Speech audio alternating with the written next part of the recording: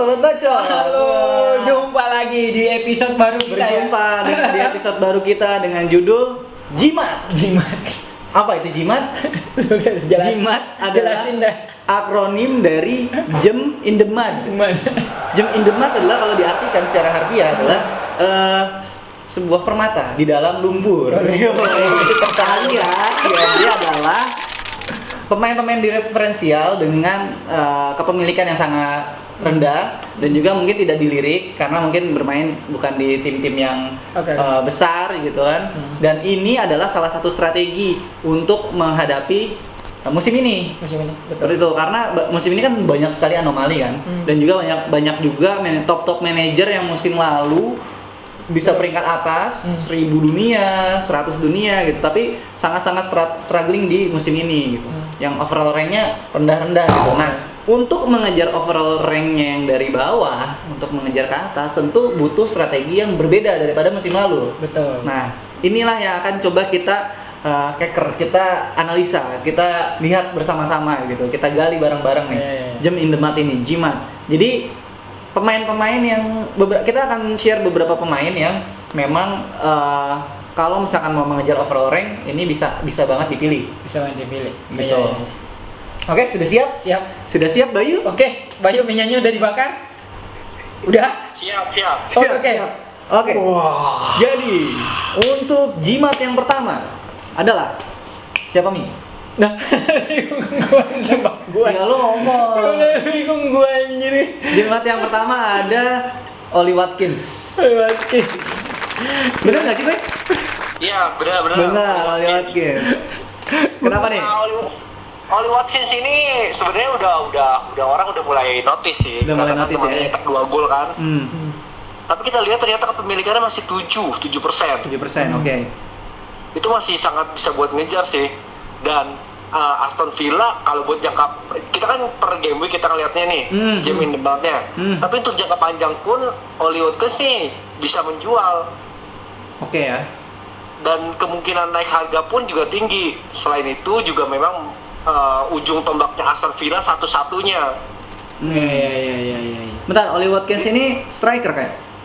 Strikernya Aston Villa. Harganya dari Brentford Championship. Dan juga gaya mainnya Aston Villa juga bertumpunya ke si Oli Watkins ini kan?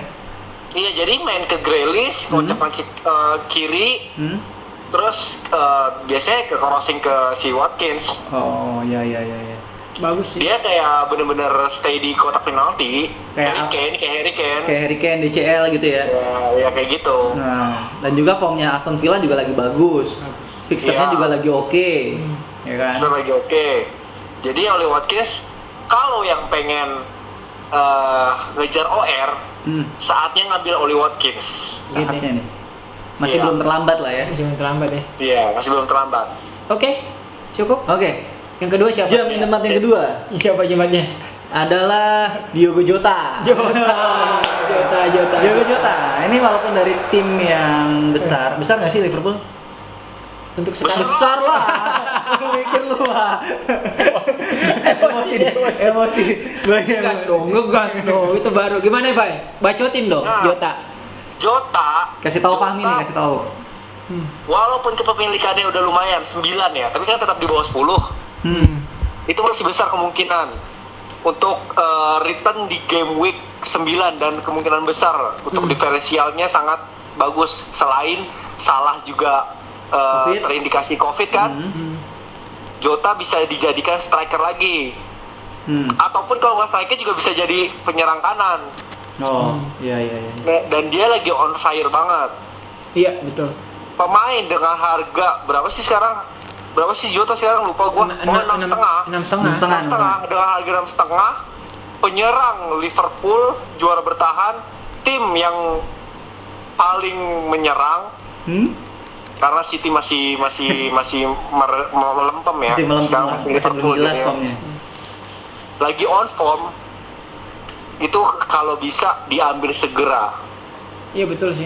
Walaupun dia ada potensi, ada kemungkinan kalau misalkan Liverpoolnya udah full tim, dia ada kemungkinan untuk bench juga ya, Bay? Iya ada kemungkinan, tapi saatnya sekarang lagi on fire dan jeda internasional dia nggak terlalu terganggu karena di Portugal dia masih sering rotasi, nggak seplek-plekan main terus gitu loh. Dan Klopp juga akan memberikan kesempatan tentunya ya untuk Jota. Iya karena Klopp sendiri pun bilang dia sulit untuk mengebench pemain yang sedang on form. Oke. Gitu. Sip. Oke. Lagian kan sekarang Liverpool lagi rotasi juga kayaknya ya. Iya. Nggak adanya salah, ada motivasi khusus untuk Jota sendiri Jota gitu. sendiri betul. Oke. Jota untuk Lagi sebelumnya juga kita kemarin pertandingan sebelumnya melihat formasinya Liverpool jadi agak kurang ketakutan kita karena ternyata Jota sama Firmino dimainkan langsung karena Barengan. formasinya berubah. Gitu. Betul. Jadi agak mengurangi ketakutan untuk mengambil Jota sekarang sih. Oke. Sekarang yang terakhir. Jimat yang terakhir. Iya. Tahu dong. Siapa? Yang botak. Siapa? Dari Everton. Siapa? Richarlison. Gimana, Bay? Oh, ini jimatnya Everton banget sih emang. Richarlison kembali dari kartu merah. Kartu merah nggak jelas. Iya. Kesel banget. Lihat Everton mainnya tanpa dia. Iya betul. Semenjak Richarlison absen itu peran James juga agak berat gitu. Susah. Gitu. Jadi memang benar-benar ya Richarlison yang berani nusuk.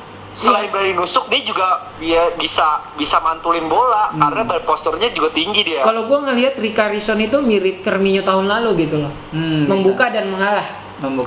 Iya, kan? Kayak gitu kemarin kan si Firmino yang membuka ngegolin salah sama Mane kayak gitu. Jadi dia kayak umpan gitu loh.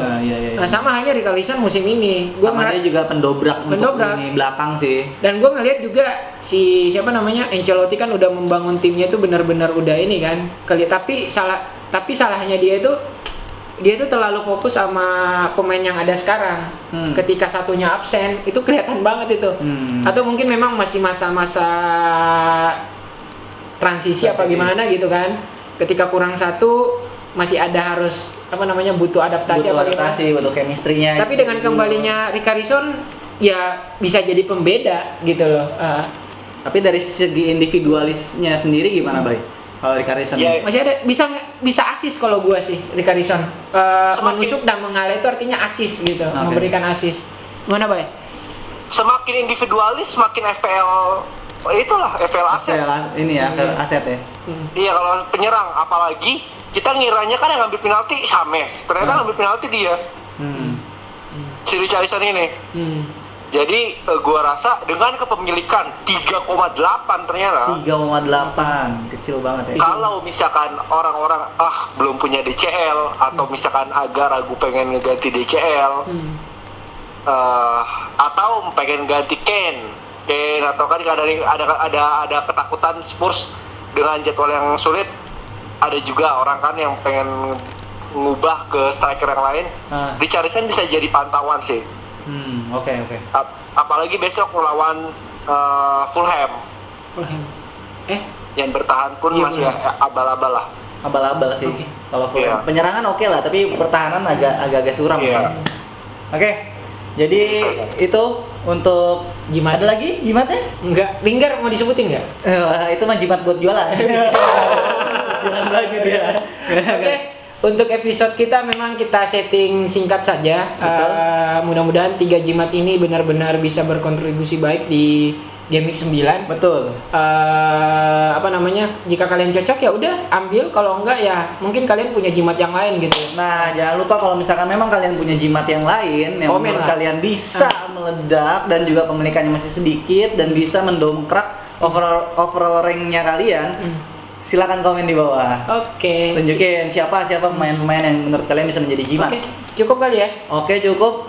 Masih mau ada tambahan, Bay? Nggak ada lah. Udahlah ya. Udah itu aja. Oke. Itu aja buat Sip. Episode perdana jimat kita kali ini semoga sukses dan sampai jumpa di jimat berikutnya. Dadah.